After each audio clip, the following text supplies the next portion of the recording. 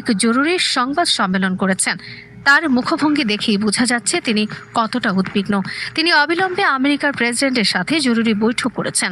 Israeli পররাষ্ট্র মন্ত্রণালয় জাতিসংঘে এই বিষয়ে অভিযোগ দায়ের করার কথা ভাবছে।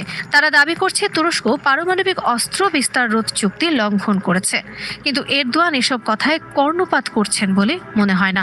সম্প্রতি তাকে কালো চশমা পরে বেশ আত্মবিশ্বাসের সাথে ঘুরে বেড়াতে দেখা গেছে। তার শরীরে ভাষা স্পষ্ট করে দিচ্ছে যে তিনি এই পদক্ষেপ নিয়ে সন্তুষ্ট। এদিকে তুরস্কের উত্তর সীমান্তে ব্যাপক সামরিক তৎপরতা লক্ষ্য করা যাচ্ছে। সেনা এবং বিমান বাহিনী যৌথভাবে বিশাল মহড়া চালাচ্ছে। তারা তাদের সর্বাধুনিক সামরিক সরঞ্জাম প্রদর্শন করছে, যেন বিশ্বকে জানিয়ে দিতে চায় তারা যে কোনো চ্যালেঞ্জ মোকাবেলায় প্রস্তুত। সীমান্ত এলাকায় তুরস্ক তাদের অত্যাধুনিক যুদ্ধ জাহাজ মোতায়েন করেছে। এই জাহাজগুলোতে অত্যাধুনিক ক্ষেপণাস্ত্র প্রতিরক্ষা ব্যবস্থা এবং আক্রমণাত্মক অস্ত্র রয়েছে।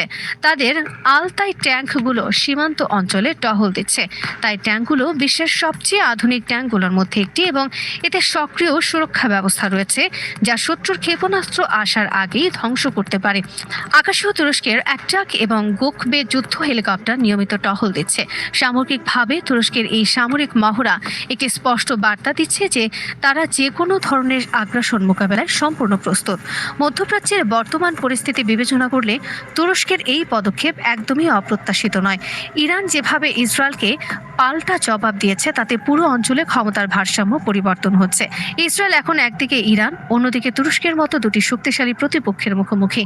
এই পরিস্থিতিতে ইসরায়েল দুই ফ্রন্টে যুদ্ধ করতে চাইবে বলে মনে হয় না। তাই ইসরায়েলের সামরিক কর্মকর্তার 2 সপ্তাহ আগের সেই হুমকি এখন নিছক ফাঁকা বলি বলে মনে হচ্ছে।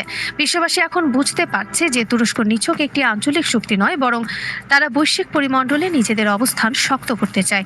এই পারমাণবিক মিসাইল তারই একটি প্রমাণ। তুরস্ক এখন দেখাতে চাইছে যে তাদের দিকে বাঁকা